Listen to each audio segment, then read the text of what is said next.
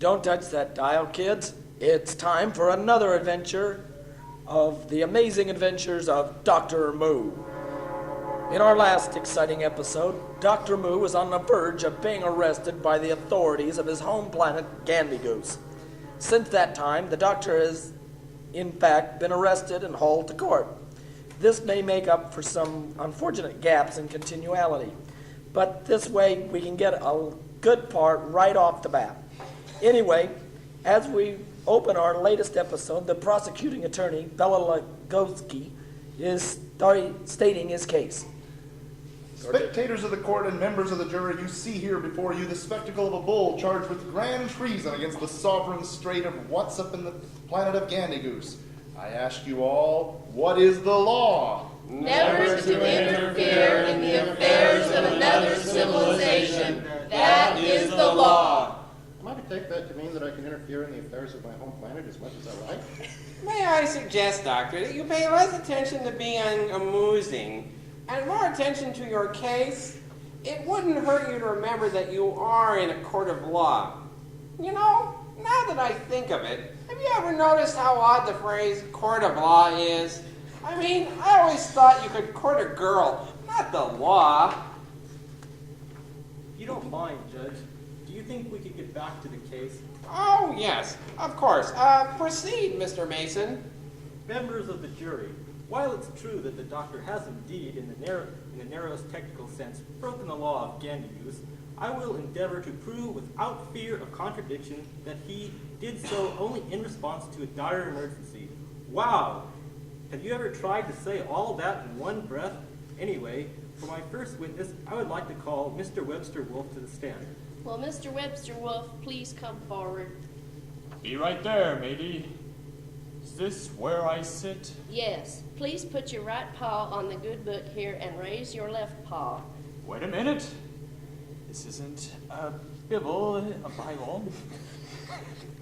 It's a Bible, what the hell? Get all of that. Well, whatever it is, we think it's a pretty good book. Do you swear to tell the truth, the whole truth, and nothing but the truth? I don't see why I shouldn't. I do, Mr. Vice. Okay, I do. Let the questioning begin. Let's see now. Eeny, meeny, miny, mo, catch a rocket, let it go. My mama told me to pick this tone. Mr. Lagoatsky gets first crack at the witness. Mr. Wolf, where were you on the evening of October 46th, 78,942? In the brig of the dreary mirror. And why, may I ask, were you there? Because there was a full moon out. Say what? I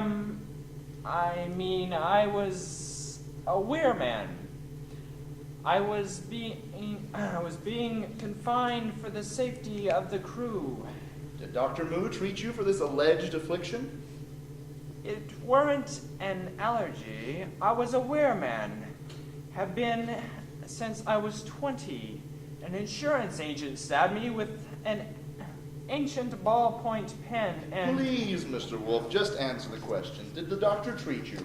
Yes. I have no further questions at this time. You may cross-examine the witness now, Mr. Mason. Gee, you know, cross-examine is a very funny word. Mr. Wolf, exactly what did the Doctor do?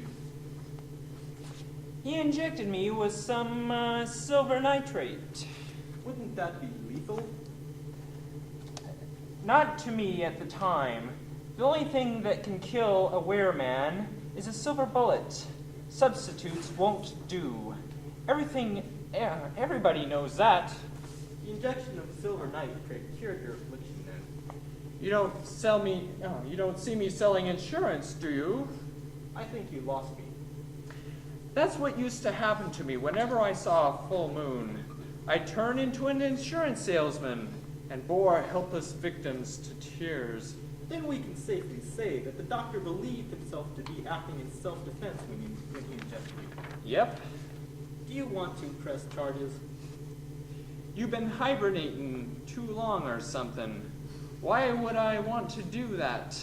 He cured me. I see. Well, if you don't want to press charges, then why is the Doctor on trial? Beats me.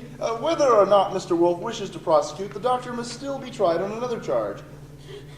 Mr. Mason, as you are well aware of, members of the jury, what is the law? Never to steal the property of another. That is the law. The doctor stole a time assimilator and reproducer of dairy yummies. For that, he must be tried and sentenced. Very well. I call Miss Perry Roberts to the stand. You may go now, Mr. Wolf. Thanks, matey. Crashing carrots, Doctor. What could he want me for? Go on up, Perry. You've got nothing to fear. Hop on up, Miss Rabbit. Yes, sir. Put your right paw on the atlas and raise your left paw. Do you swear to tell the truth, the whole truth, and nothing but the truth? Do I have to? Some of it's pretty gross. Yes. All right, then. I do. You may go first this time, Mr. Mason. Of course, you go first anyway, because you called the rabbit up there to begin with. But I just thought I'd make it official. There's an interesting word, official. Have you ever noticed that... Your Honor, may I please proceed with my character witness? Well, I suppose it's all right. Thank you. Now then, Miss Rabbit, what is your full name? Where were you born, and what do you do for a living? What's this got to do with the case? If I'm going to establish credibility on a background witness, I'll need background information. Where I come from, lawyers find out those things before the trial. Gandy-Goosian law requires that we do things this way. It makes the proceedings a little more dramatic. Very well. My full name is Harry Carey, quite contrary, Patricia Reynolds, Crusader, Cottontail Rabbit. I was born and raised on the planet Lupus in the Dave Clark V galaxy. Last year I graduated from Peter Pumpkineater University with a degree in biology. I've been with the doctor in the capacity of assistant adventurer, third class, for about a year now, give or take 6 months. Give or take 6 months? Well, it's hard to keep track of time and space, especially when you're doing hyperspeed. I see. How did you meet the doctor? He crash landed on my campus while he was trying to fight off a British invasion. And you joined up with him then? Yes, it was a week after graduation, and there really wasn't that much to do. I mean, I didn't really have any good job offers.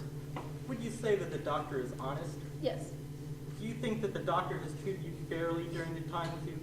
Yes, and I should say he was honest with me from the start. He told me that assistants to space travelers get lousy pay, face terrible conditions, and put themselves in constant danger. And you still took the job? Why? It was either that or work as a carrot canner in my uncle's factory. I see. So summing things up, you would consider the doctor to be an honest, trustworthy individual? Yes. No further questions. Mr. Lagoatsky, do you have any questions for Miss Rabbit? No, but I would like to call the doctor to the stand. What sort of devilish batty plot does the Lord Lagoatsky have up his hoof? What will he ask Dr. Moo? Will this trial end sometime before the turn of the century? Will the answer of these and a lot of other silly questions? Turn in again next time for the amazing adventures of Doctor Moo. Oh, here comes that stupid music again.